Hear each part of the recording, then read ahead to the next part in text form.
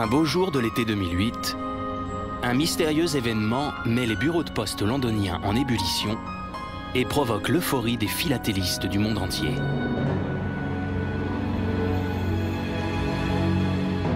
Depuis des générations, concevoir des timbres en Grande-Bretagne est toute une affaire.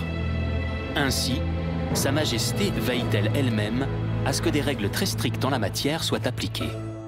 Avoir des timbres à son effigie de son vivant est notamment un privilège réservé aux membres de la famille royale.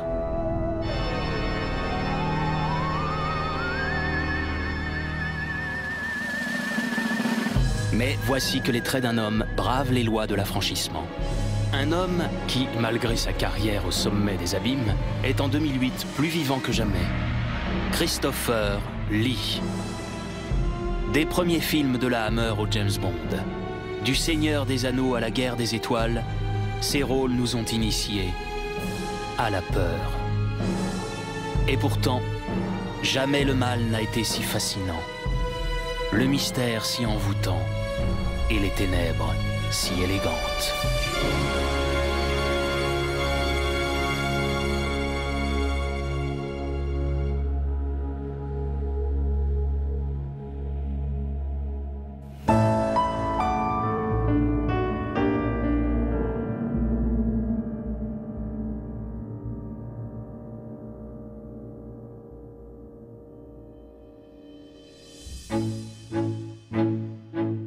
Plus de 60 ans devant la caméra, des centaines de rôles et le record absolu du nombre de films jamais tournés par un acteur.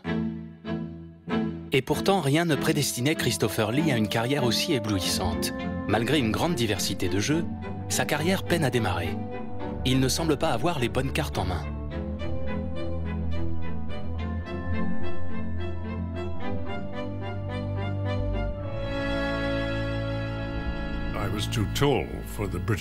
Pour les stars britanniques, j'étais trop grand. Elles n'aiment pas que le spectateur soit distrait par un autre acteur, qu'il soit plus grand, plus petit, ou d'une couleur de peau différente.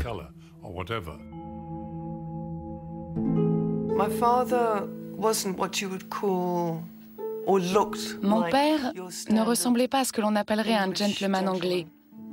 Pour les autres, il était tout simplement trop typé pour les rôles. Bref, Lee, géant de 1,96 m aux origines italiennes, n'est pas assez british.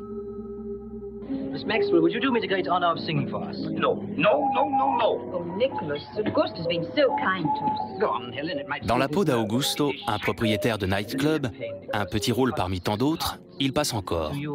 Mais l'acteur doute. Est-il vraiment fait pour ce métier? Un jour, j'étais à une fête d'étudiants en Suède où je chantais des morceaux suédois. Quand un homme est venu me voir et m'a dit « Vous avez une voix, et vous en faites quoi ?» Eh bien, j'essaie d'être acteur. Alors il m'a dit « Ne perdez pas votre temps. Vous avez une voix, servez-vous-en. Venez demain matin à l'opéra. Venez sur scène. » Et chanter. L'opéra suédois lui propose une formation vocale. Mais la vie à Stockholm est trop chère. Son rêve de devenir chanteur tourne court. De retour à Londres, Lee se bat pour s'en sortir. Il cherche à trouver son emploi. Une formation proposée par les studios de cinéma lui permet d'apprendre le maniement du fleuret. À l'époque, les films populaires de KPDP souffrent d'un manque cruel de jeunes talents. Un travail éreintant et non sans risque, surtout quand on a affaire au roi du duel.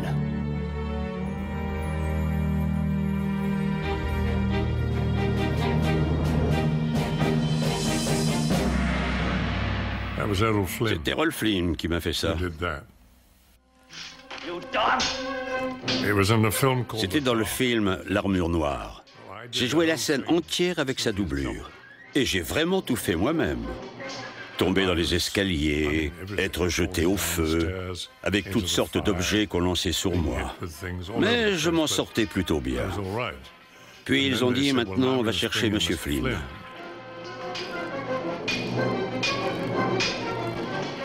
Mais c'était après le repas. Et l'ennui, c'est qu'après avoir déjeuné, Errol n'était jamais tout à fait le même qu'avant le repas. C'est là qu'il a commis l'erreur. Il a touché la table en remontant comme ça, vers le haut, et au lieu de cogner contre ma jambe, l'épée est rentrée ici. Flynn n'est pas son seul adversaire à l'écran. Entre deux scènes de combat, il se lie d'une profonde amitié avec un autre acteur.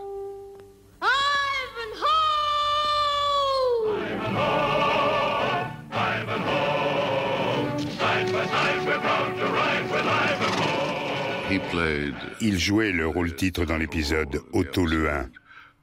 Otto, 1 year ago yesterday, one of my serfs escaped. I want him captured. A serf? Send one of your bailiffs. He is defended by a knight. A knight? Send 2 men. Or 3. Otto! This is the knight called Ivanhoe. Ivanhoe. Ivanhoe combat Otto le Hun pour gagner la liberté de son domestique, joué par Fawlty, un gamin de 14 ans de l'école d'art dramatique. On attendait que le soleil se mette à briller, que les nuages disparaissent, comme on sait si bien le faire en Angleterre. On attendait donc là, et il était vêtu de son tabac, avec plein de petits trucs teutons par-dessus. Et tout d'un coup sort de sa bouche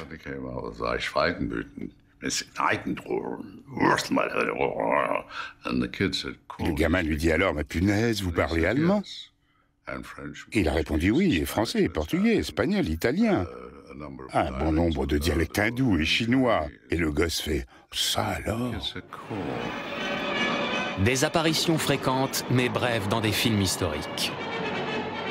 Un apprentissage important pour la suite de sa carrière, car ces petits rôles lui permettent de se glisser dans la peau de personnages sombres, tels que le marquis de Saint-Évrémonde dans une adaptation d'un roman de Charles Dickens.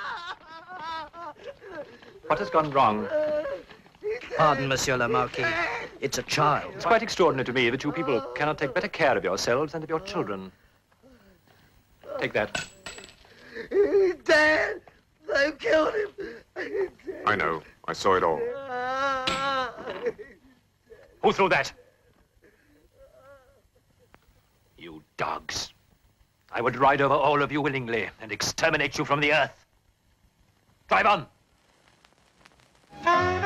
Christopher Lee, vaincu une fois de plus, ne se contente plus de jouer uniquement devant les caméras. En 1953, il prête sa voix à la version anglaise des Vacances de Monsieur Hulot et double tous les personnages du film. Goodbye. Glad to meet you. Oh. Mon address.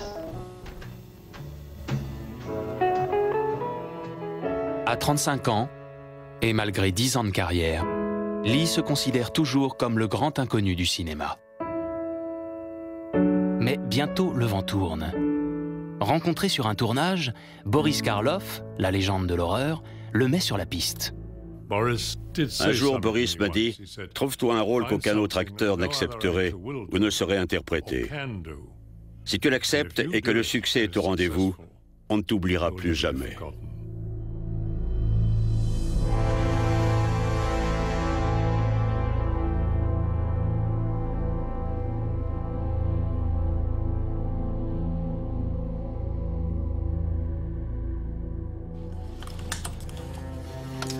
Au milieu des années 50, le cinéma en Grande-Bretagne plonge dans la crise. Un nouveau média fait son apparition.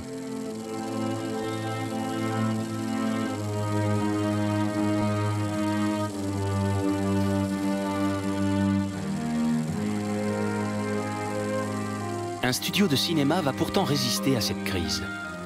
Ici, au studio de la Hammer, on réalisait jusque-là d'honnêtes petits policiers et des films de science-fiction pour le moins étranges. Situé juste à côté du château de Windsor, la Hammer prend pour décor des sites aussi majestueux qu'Oakley Court. Pour éviter la ruine, la Hammer veut ressusciter un genre de film délaissé depuis son heure de gloire dans les années 30.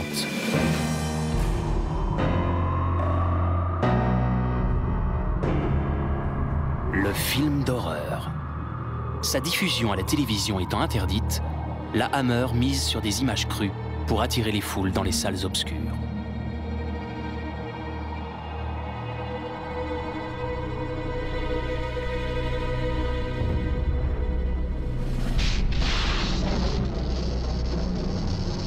Avec Frankenstein s'est échappé, les laboratoires du studio posent les fondements du film gothique anglais.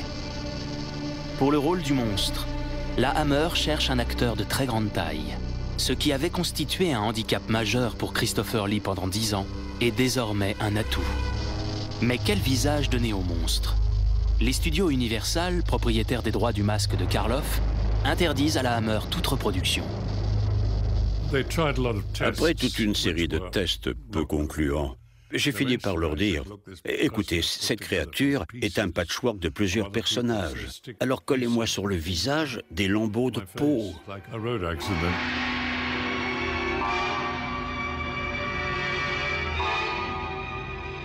C'est une créature sans défense. Elle ne sait ni ce qu'elle fait, ni pourquoi. Elle accomplit de bonnes et de mauvaises choses. Un peu comme un enfant. J'ai toujours essayé d'orienter mon jeu pour que le public puisse éprouver de la compassion pour moi. C'est ce que j'appelle la solitude maléfique. Get up. Come on, get up.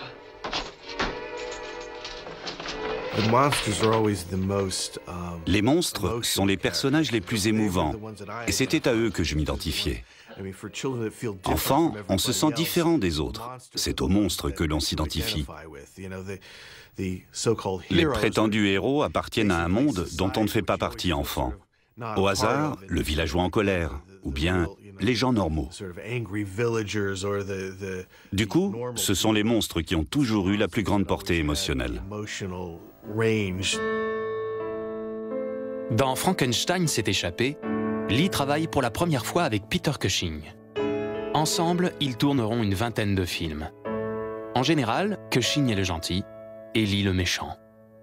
La relation entre Peter et mon père était aussi intime que celle qui unirait deux frères. Ce qu'on voyait à l'écran était complètement à l'opposé de ce qui se passait dans la vraie vie.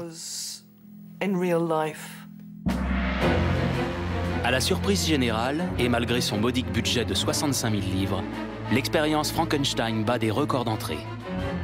La Hammer n'a pas l'intention d'en rester là. Dans le film qui suit, Christopher Lee n'apparaît que 6 petites minutes, suffisantes pour façonner son image pendant des décennies.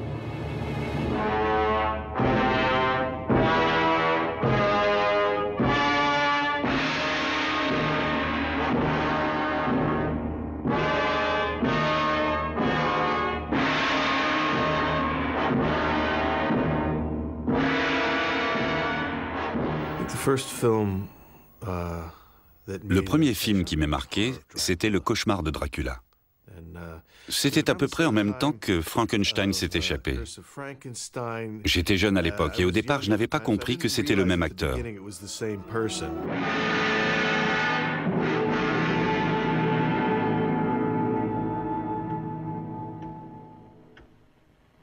Mr. Harker, I'm glad that you've arrived safely.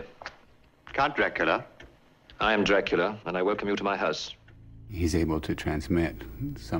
dégage quelque chose de si mystérieux qu'il vous est impossible de détourner votre regard de lui. Il avait quelque chose d'envoûtant. Il était terrifiant.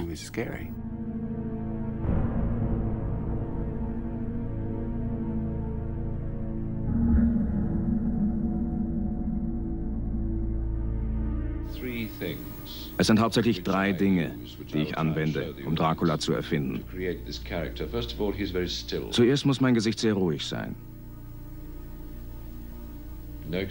Kein Ausdruck.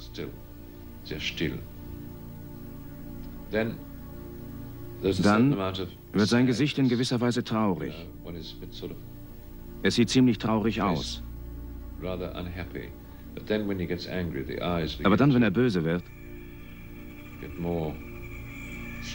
werden die Augen strenger.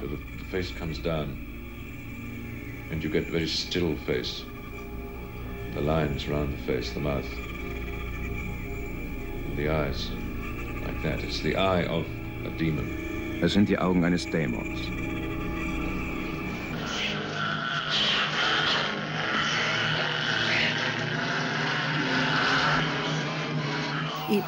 Les films étaient magnifiquement tournés.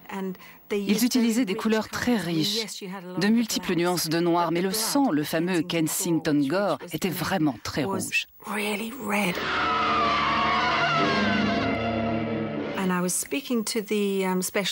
Le gars des effets spéciaux sur Dracula m'a dit qu'on utilisait ce matériel car la consistance est exactement celle que l'on veut obtenir.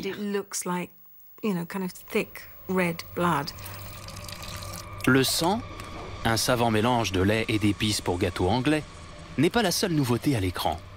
Un Dracula comme Lee, on n'en avait encore jamais vu jusque-là. Certes, il ne se transforme pas en chauve-souris comme le fantasque Bela Lugosi.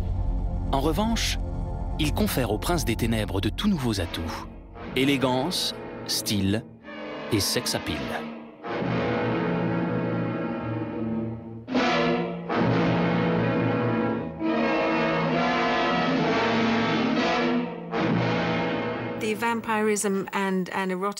Les vampires et l'érotisme, ça fonctionne si bien ensemble, c'est une sorte d'échange. Le vampire reçoit et la femme donne. C'est un fantasme ancestral. Je ne dirais pas que nous l'avons toutes, mais la plupart de nous l'avons. Ce romantisme et le fait de se livrer tout entière, c'est une chose magnifique. Ça marchait tellement bien dans les films de la Hammer et Christopher était expert en la matière, incontestablement.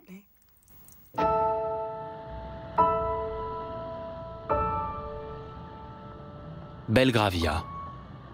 Tapi dans l'ombre du palais de Buckingham, c'est l'un des quartiers les plus aisés de Londres.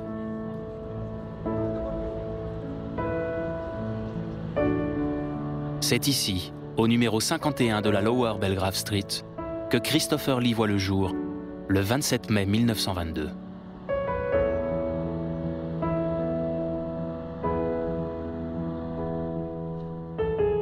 Son père est officier dans l'armée britannique et lieutenant-colonel au King's Royal Rifle Corps.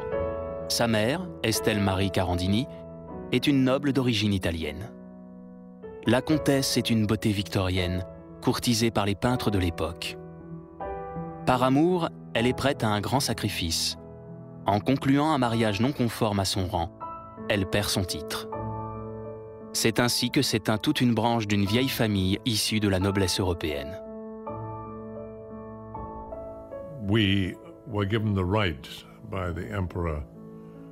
C'est Barberousse qui nous a donné le droit de porter les armes de Charlemagne. Et ça, c'est l'anneau de mon arrière-grand-père. D'ici, vous ne le voyez pas forcément. Mais ce sont les armoiries du Saint-Empire romain. Il n'y a pas qu'en histoire que Lee excelle. Il se distingue aussi dans les autres matières, tant et si bien qu'il est admis à Wellington, une école d'élite. Son chemin semble tout tracé. Avocat, médecin ou diplomate. Mais le mariage de ses parents tourne mal. Son père passe le plus clair de son temps au jeu et délaisse sa famille. La mère de Lee décide de divorcer. Ensuite, ma mère s'est remariée à mon beau-père. Je devais avoir 9 ans et j'allais à l'école. J'ai dû arrêter à 16 ans, car mon beau-père aussi s'est ruiné. Ma mère s'est retrouvée seule et sans le sou avec 2 adolescents sur les bras, ma sœur et moi. Je suis allé travailler à la City en tant que garçon de bureau pour 1 livre la semaine.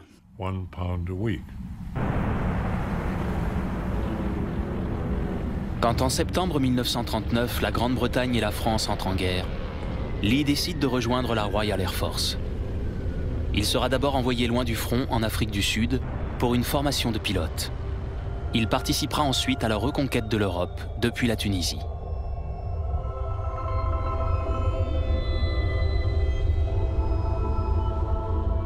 De retour à Londres, rien ni personne ne l'attend. Sa mère, désargentée, ne peut l'aider. Mais les liens familiaux subsistent encore. Un jour, en 1946, après la guerre, je déjeunais avec mon cousin Niccolo Carandini, qui était l'ambassadeur d'Italie en Grande-Bretagne.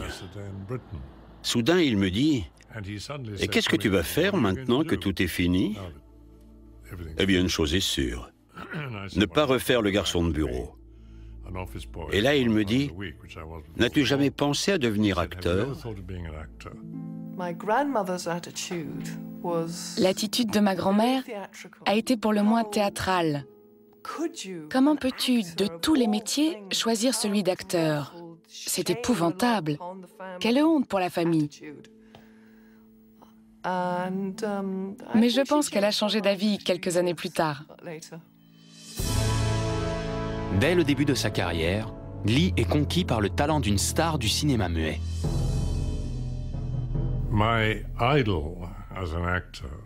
Mon idole était un Allemand, Conrad Veidt.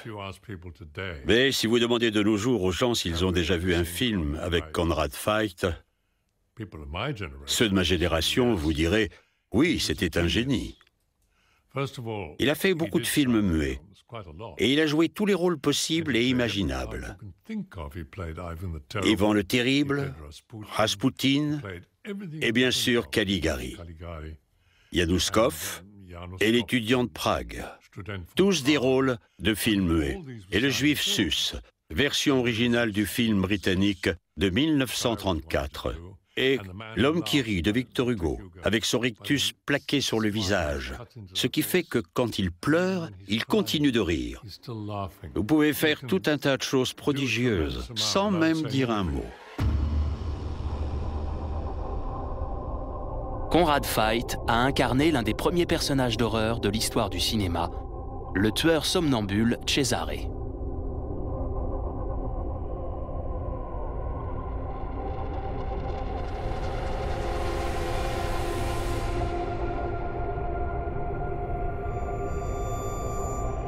Il y interprète des scènes entières avec son corps ou ses yeux pour tout moyen d'expression. 40 ans plus tard, le jeu de Christopher Lee dans La malédiction des pharaons présente de troublantes similitudes avec le rôle de son aîné. En regardant la carrière de Veidt, on voit que Christopher Lee et lui ont quelque chose en commun. Une très forte présence à l'écran, une certaine retenue dans l'interprétation, parfois une immobilité très élégante. Il y a quelque chose de très hypnotique chez ces deux acteurs. Les films de la Hammer sont désormais une institution culte et insufflent une nouvelle dynamique à l'industrie du cinéma britannique.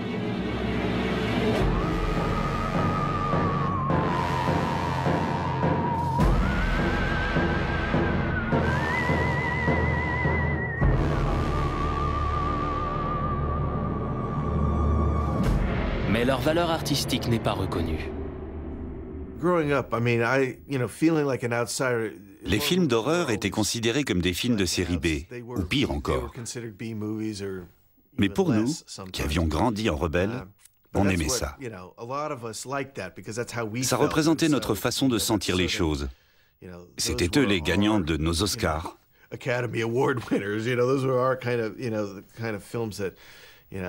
Enfant, j'aurais été incapable de citer un seul film primé. En revanche, des noms de films d'horreur, j'en connaissais des tas.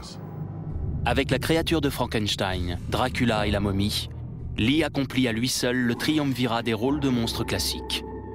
Il devient l'héritier de Bela Lugosi et de Boris Karloff.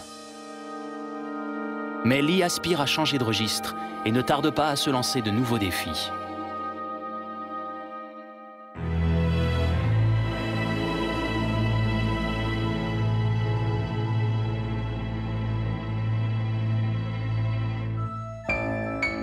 En 1961, Christopher Lee épouse le mannequin danois Gitte Krunke.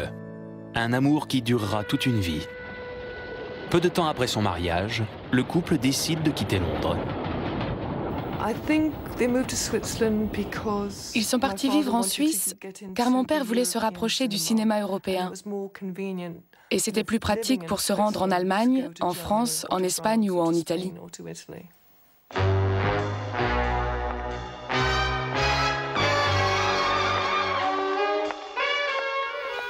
J'ai joué dans les films d'Edgar Wallace, en allemand. Le premier avec Blackie Fuchsberger, dans Le secret des narcisses jaunes. Après, j'en ai fait un autre avec Adrian Hoffen, décédé il y a longtemps. Et un autre aussi avec Marie Zamel, décédée également. C'était dans L'Orchidée rouge.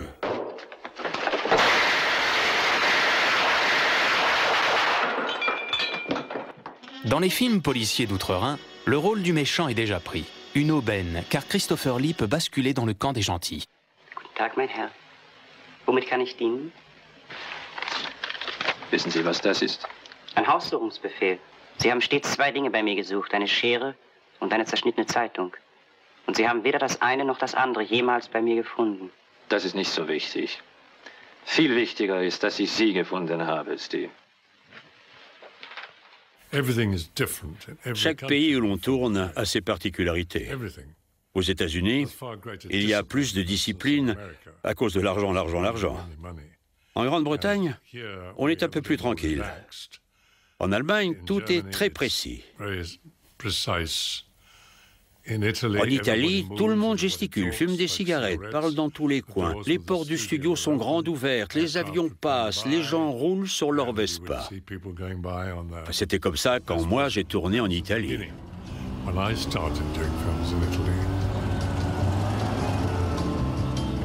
Alléchés par le succès des films de la Hammer, les Italiens veulent eux aussi surfer sur la vague du film d'horreur à leur manière. À Cinecittà, l'usine à rêves romaine, les péplums ont la cote, ce qui n'empêche pas le réalisateur Mario Bava de s'essayer à un genre hybride. Il se met à mélanger péplum et films d'horreur. Hercule, le gros costaud, doit maintenant jouer des points en enfer face aux vampires et à leur méchant chef. Oh Dio del male, il grande drago divora la luna. Il mio destino è prossimo a compiersi. Pour moi, Christopher Lee et Mario Bava, c'était une alliance parfaite. Un réalisateur pour qui les images avaient une réelle importance. C'est ce que j'aimais. Pas uniquement les images pour les images, mais les images en tant que représentation émotionnelle et visuelle dans le cinéma, pour la force qu'elles apportent de manière générale, en émotion et à l'histoire.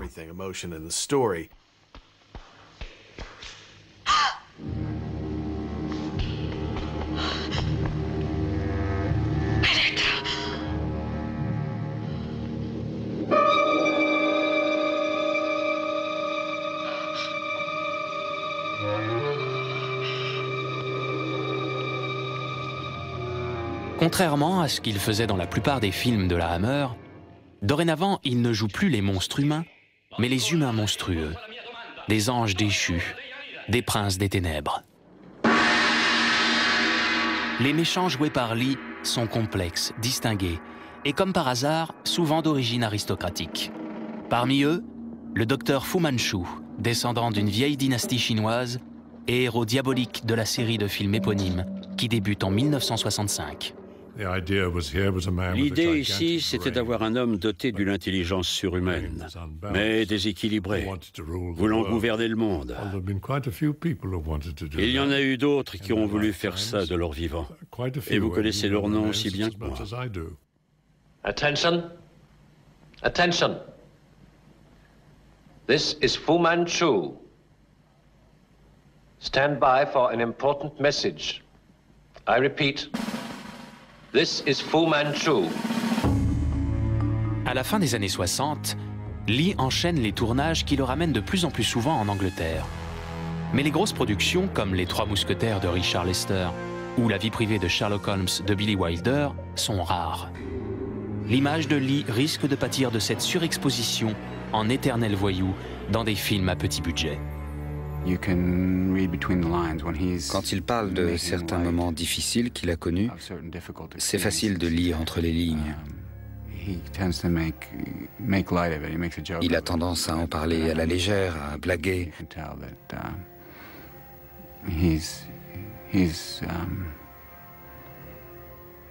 Mais derrière ça, on sent bien qu'il a dû faire face à un bon nombre de chutes et de défis. Hearken only to these delicious promptings. For no voice save that of the passions can bring you to complete happiness. And so, a smattering of roses along the thorny paths of life. Sur certains tournages, il arrive que Lee ne soit engagé que pour une journée.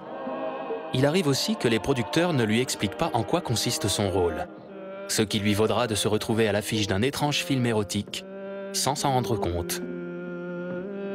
Dans Les Inassouvis, alors que Lee n'est censé être que le narrateur en retrait du film, un montage plus ou moins habile le transforme en voyeur d'une véritable orgie.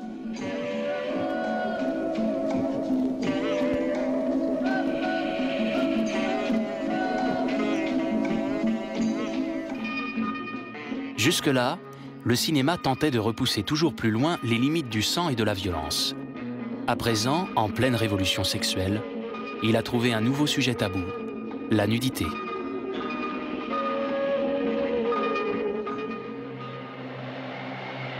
Ça faisait un moment que les studios de la Hammer sentaient le vent tourner. S'ils étaient précurseurs en matière d'horreur dans les années 50, ils risquent maintenant de se retrouver à la traîne.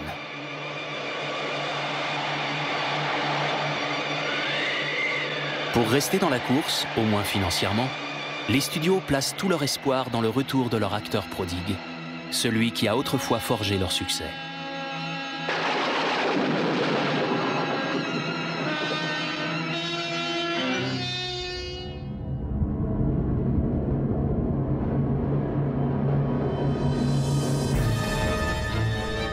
Dans le rôle de Dracula, Lee devient la manne financière des studios, et film après film, il renaît de ses cendres.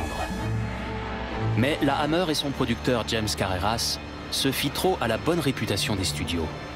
Considérés comme de purs produits commerciaux, les films n'atteignent pas la qualité des versions originales. I think it's all come about by the fact that we start with a title. We think to ourselves, what's a good title? And we think, To Love a Vampire. And so then we make a poster. And with this poster, I go around and see these distributors and say to them, how would you like to have a picture called To Love a Vampire? And they say, wonderful, when can I have it? So I say, well, perhaps we can deliver it in about 6 months' time. And I say, you want to see a script, or do you want to know who's in it? And they say, no, don't bother about that. This is a Hammer film, and we know it'll be all right. Les scénarios des nouveaux films sont de plus en plus absurdes, et se déroulent même dans le Londres du XXe siècle, comme dans Dracula 73. Tous les prétextes sont bons pour la Hammer. L'essentiel, c'est qu'il y ait de la chair fraîche. Même si Lee se voit offrir des tas de jolies jeunes femmes sur un plateau d'argent, les crocs n'y sont plus.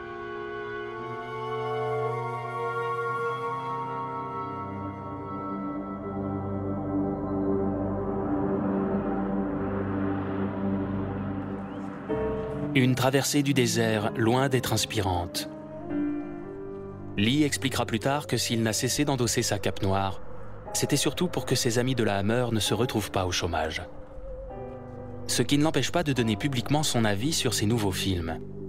Quand un journaliste lui demande s'il lui arrive de les voir au cinéma, il répond « Je ne perds pas mon temps à regarder des navets ». Je n'ai pas choisi de devenir acteur pour être riche et célèbre. Ce que j'aime, c'est présenter au public des personnages originaux. Et surtout, des choses susceptibles de le surprendre.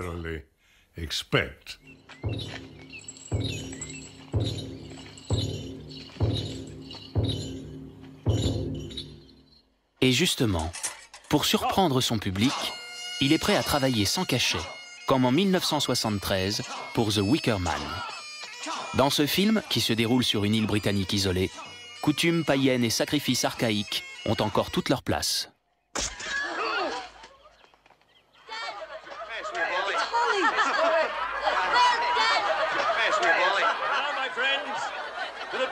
The Wicker Man est un de mes films préférés avec Christopher Lee, et l'un de mes favoris en général. Je me souviens, quand il est sorti, c'était si différent. Tu grandis en regardant des films d'horreur et tu penses que tu as tout vu. Mais celui-ci était un cocktail tellement curieux d'horreur, de comédie musicale, de mystère, qu'il échappe à toute catégorie. Un policier enquête sur un meurtre. Il est convaincu que seul le baron de Lille détient la clé du crime. Un rôle équivoque pour Christopher Lee, séducteur et énigmatique à la fois.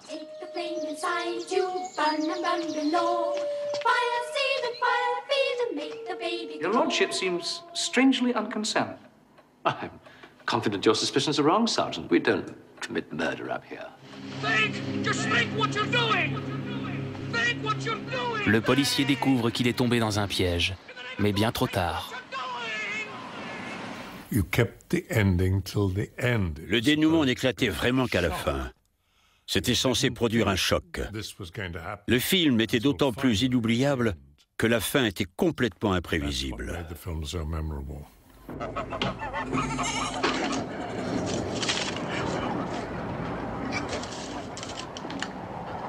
Mighty God of the sun, bountiful goddess of our orchards, accept our sacrifice and make our blossoms fruit.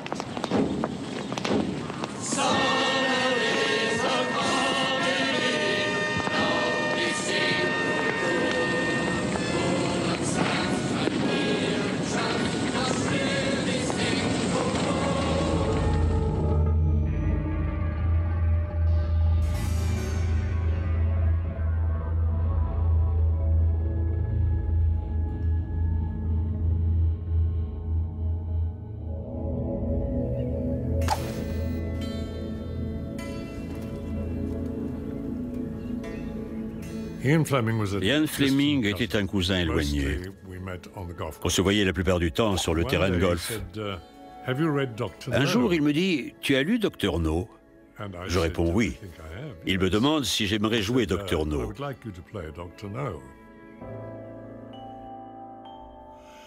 Alors bien sûr, j'étais très excité à cette idée. Ce serait fantastique, Ian. J'adorerais l'interpréter. Mais quand il s'est enfin décidé à en parler au producteur, c'était trop tard. Ils avaient déjà demandé à un autre acteur. Malheureusement, en 1974, Ian Fleming n'est plus de ce monde pour voir son cousin jouer dans un James Bond.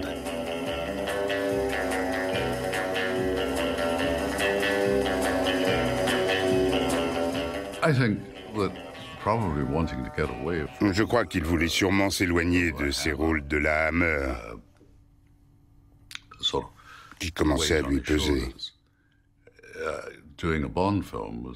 Et un moyen idéal pour cela, c'était de jouer dans un James Bond, le rôle titre, celui de l'homme au pistolet d'or.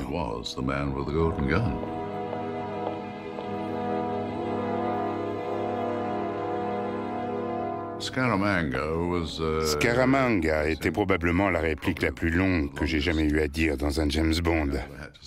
Quand on me demande si je connais Scaramanga. Scaramanga? Oh yes, the man with the golden gun. Born in a circus, father the ringmaster, possibly Cuban, mother English, a snake charmer. He was a spectacular trick shot artist by the time he was 10 and a local Rio gunman at 15. The KGB recruited him there and trained him in Europe, where he became an overworked, underpaid assassin. He went independent in the late 50s. Current price, $1 million a hit.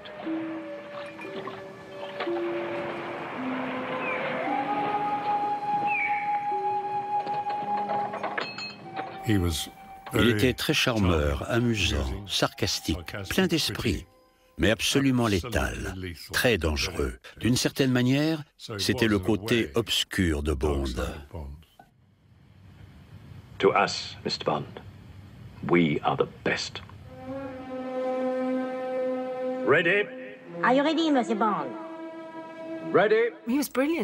Il était fantastique dans ce rôle, et c'est ce qui lui a permis de faire un grand pas en avant dans le business. Jouer un James Bond, c'est jouer dans la cour des grands. À la même époque, une nouvelle vague secoue le film à frisson. Des films comme Carrie ou L'Exorciste remettent l'horreur plus que jamais au goût du jour. Et la violence s'emballe. Cannibales, zombies et tueurs fous n'ont plus rien à voir avec les gentils contes d'épouvante de la Hammer.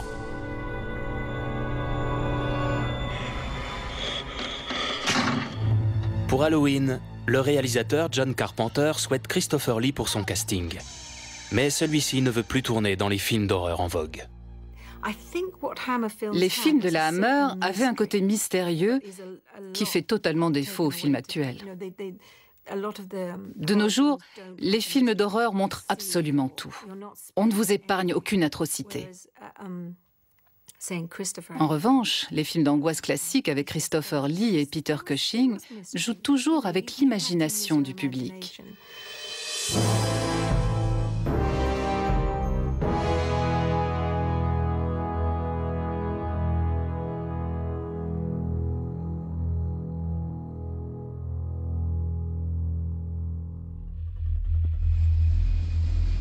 Pour n'importe quel abonné au rôle de malfrat, pouvoir jouer un méchant dans Bond est une véritable consécration.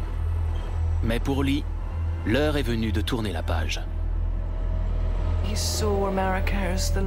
Il voyait l'Amérique comme une terre promise, où il pourrait montrer tout ce qu'il savait faire, sans pour autant se cantonner toujours au même rôle. Les gens ont une image complètement faussée de mon père. Ils pensent que c'est quelqu'un de très sévère, très austère, alors qu'il a un grand sens de l'humour, très déjanté et pince sans rire.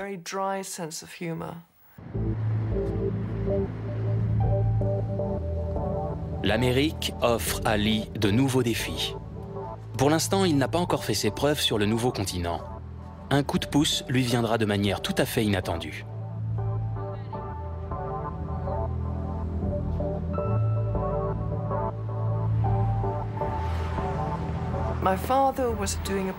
Mon père était en tournée promotionnelle quand le manager de Mohamed Ali l'a contacté et lui a dit « Vous savez, Monsieur Ali est un de vos grands admirateurs. Vous aimeriez le rencontrer ?» Mon père dit « Oui, bien sûr, j'aimerais beaucoup. » Et depuis, ils sont devenus de très bons amis. Ladies and gentlemen of Cleveland, boxing fans everywhere. Il y avait ce combat à Cleveland. Mon père était au manoir Playboy à Los Angeles, en train de suivre le match de boxe à la télé avec quelques amis. And you couldn't get two more different individuals than these two men. Wepner, crude, often ugly at times, doesn't look the part, and look at Ali, sweet as a nut. Monsieur Ali venait de gagner le combat et un journaliste lui a demandé s'il avait quelques mots à dire. Il dit alors « Oui, j'aimerais remercier mes fans, mais aussi Christopher Lee, qui a suivi le match quelque part ce soir. » Mon père se dit « Oh mon Dieu, c'est un coup de pub qui vaut des millions !» Lee reçoit de toutes nouvelles propositions.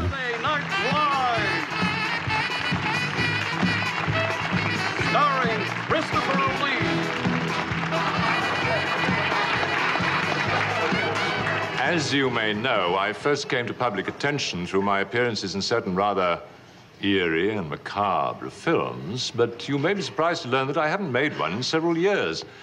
This is because I have a great deal of respect for this kind of film, and I don't think that very good ones are being produced anymore. Week after week, I find myself receiving scripts like The Creature from the Black Studies Program.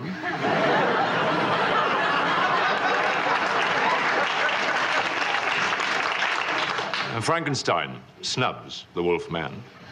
And of course, Dr. Terror's House of Pancakes.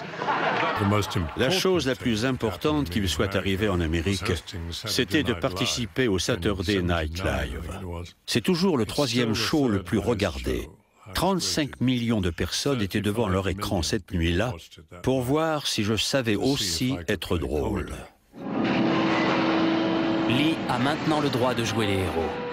Dans un film catastrophe, genre assez populaire à l'époque, il met sa vie en péril pour sauver les passagers d'un avion.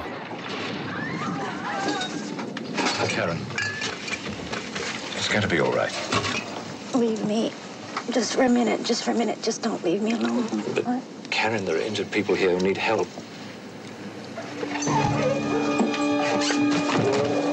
En tant que méchant, Lee est mort de nombreuses fois, poignardé, fusillé, brûlé. Mais on n'a jamais autant regretté sa mort que dans Les Naufragés du 747.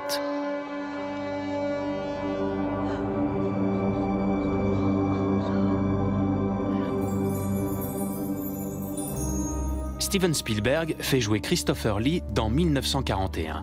Mais cette comédie sur fond de guerre est un échec commercial. Bien que Lee ait démontré sa capacité à interpréter les personnages les plus variés, le Hollywood des années 80 ne sait toujours pas lui offrir des rôles à sa mesure.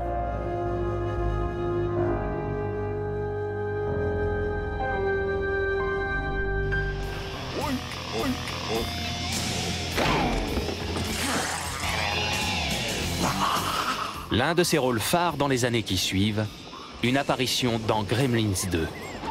Il y interprète le rôle d'un Frankenstein moderne, le docteur Catheter, sinistre chercheur en génétique.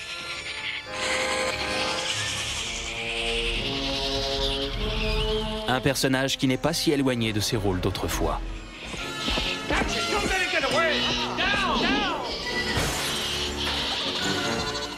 Lee revient au doublage comme au début de sa carrière, mais cette fois-ci, pas seulement en anglais. We shoot. It's loop 920, Unicorn. 29.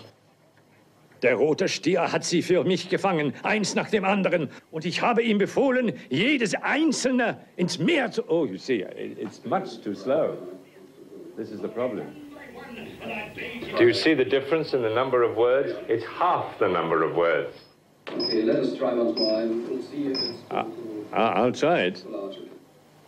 Okay. Ja, fahr bitte nochmal ab. Der rote Stier hat sie für mich gefangen, eins nach dem anderen, und ich befahl ihm, jedes einzelne ins Meer zu treiben. Komm her. Da sind sie. Da sind sie. Sie gehören mir allein. Au début des années 90, Lee travaille plus pour la télévision que pour le cinéma. On oublie vite ceux qui disparaissent du grand écran. À tel point que personne ne s'offusque de cette annonce, publiée dans la très sérieuse base de données cinématographiques Cinemania. Christopher Lee, né le 27 mai 1922, décédé le 31 mars 1993. Il s'est avéré plus tard qu'il y avait eu confusion avec Brandon Lee, qui a connu une fin tragique sur le tournage de The Crow. Lee, sans se laisser perturber, va tourner loin des studios occidentaux à Karachi. Un film qu'il estime comme son plus important. Dans Jinnah, il joue le rôle charismatique du fondateur du Pakistan. The Muslim League has proved, in the eyes of the world, our right to represent the Muslims of India. Ironie de l'histoire, quand la population pakistanaise apprend que son grand dirigeant est interprété par l'ancien Dracula, il y a des protestations et même des menaces de mort. Le film ne sera jamais diffusé sur grand écran. Mais Lee, une fois de plus, attire à nouveau toute l'attention. C'est curieux. Je me souviens quand j'allais tourner Sleepy Hollow. Je voulais engager Christopher Lee. Alors je me suis renseigné auprès de quelques personnes qui m'ont dit « Mais il est mort ?» Je leur ai dit « Attendez, non, c'est pas possible, j'en aurais entendu parler. » Jouer dans Sleepy Hollow aux côtés de stars comme Johnny Depp va constituer un véritable comeback pour Lee, rarement vu dans l'histoire du cinéma. Sleepy Hollow était une sorte d'hommage au film de la Hammer. Et dès le début, je me suis dit que ce serait génial de l'avoir pour donner le ton du film. There is a town upstate, 2 days' journey to the north in the Hudson Highlands. It is a place called Sleepy Hollow. Tim Burton et tous ceux avec qui j'ai travaillé disent la même chose. Même si on ne s'est jamais rencontrés, comme on a grandi en regardant vos films, on a l'impression de vous connaître tellement bien.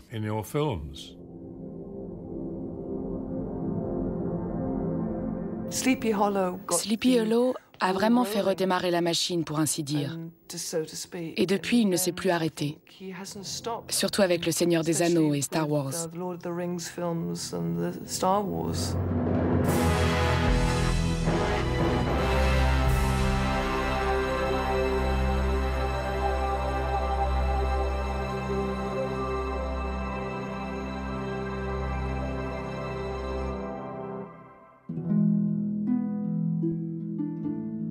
Cher Christopher, c'est un émerveillement de te voir donner vie à Saruman. J'estime beaucoup le relief et la complexité que tu donnes à ce personnage. Peter Jackson.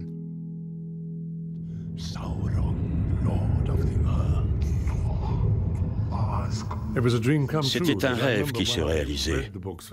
Car je me souviens, la première fois que j'ai lu le livre, je me suis dit « Ah, quel film ça ferait, bon Dieu!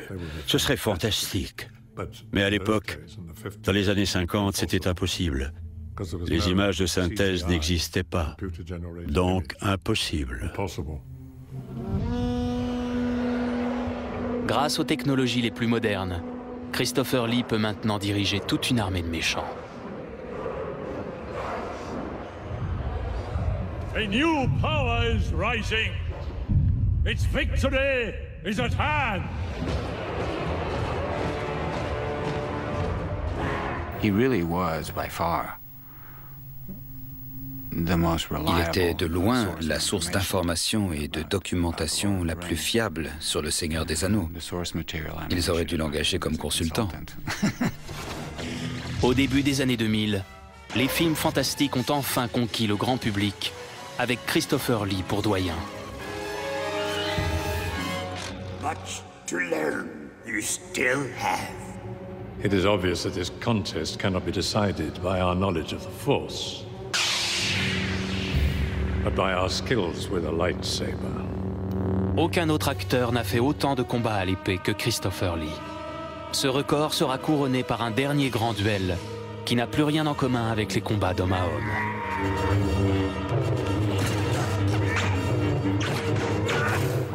Quand j'ai tourné le fameux combat avec Yoda, il n'était pas là.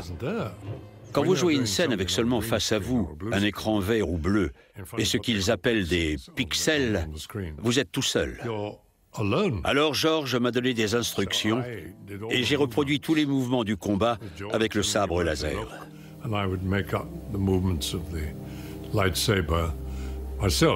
C'est devenu une scène de combat culte.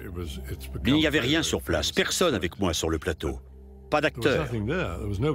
C'est sûr que c'est beaucoup plus facile si vous avez quelqu'un en chair et en os en face de vous.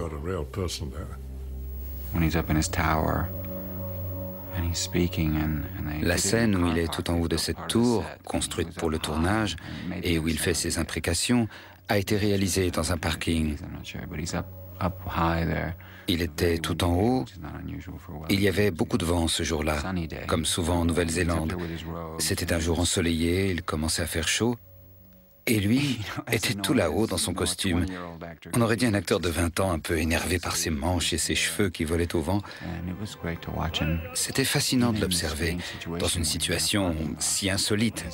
Vous êtes dans un parking, lui là-haut avec le vent qui souffle, entouré de voitures, de gens, de bâtiments qui n'ont rien à voir avec le film.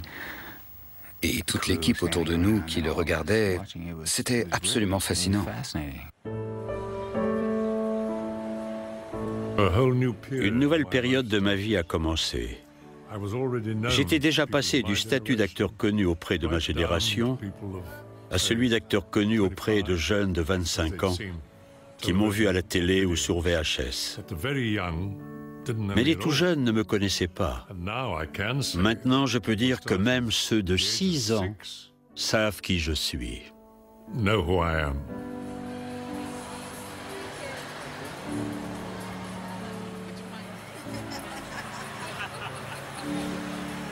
À 80 ans, Christopher Lee occupe enfin la place qu'il mérite depuis toujours, celle des grandes étoiles au firmament du cinéma. Willie. Hi, Dad. All these years, and you haven't flossed.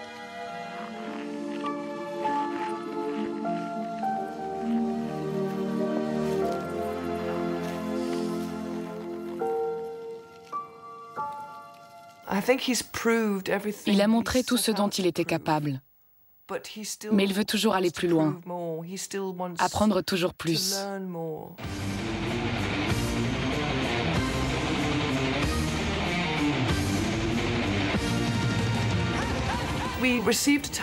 On a reçu un coup de fil d'un certain Joey DiMaio. Il a demandé si ça intéresserait mon père de participer à un album de heavy metal.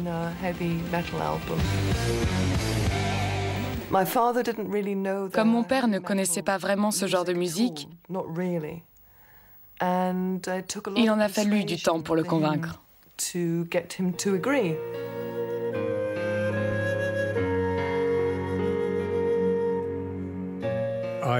J'ai beaucoup travaillé avec un groupe heavy metal, Rhapsody. Bizarrement, tous des Italiens. Et j'ai chanté ce morceau. C'était un morceau lyrique, mais avec une base heavy metal.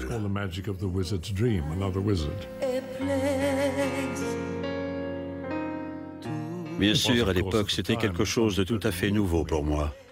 Mais je suis toujours en quête de nouveautés. Et maintenant, on commence à me voir comme un chanteur de heavy metal.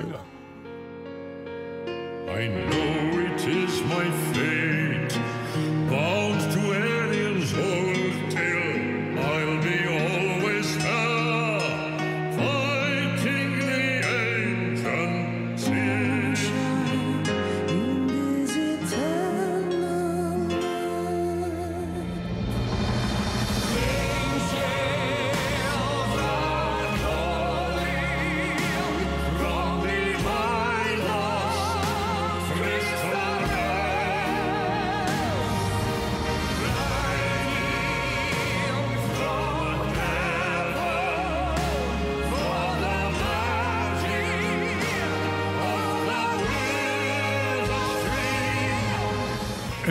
Chaque rôle est intéressant, à condition de pouvoir en faire quelque chose. Même si ça ne dure qu'un jour ou deux, une semaine ou un mois. Le plus important, c'est de savoir ce que je peux faire de ce rôle. Est-ce que je peux apporter quelque chose à l'histoire? Ce je ne sais quoi qui fait que même le film, une fois terminé, les gens s'en souviendront. C'est mon critère. Même s'il n'y a qu'un jour de tournage, il faut que les gens s'en souviennent.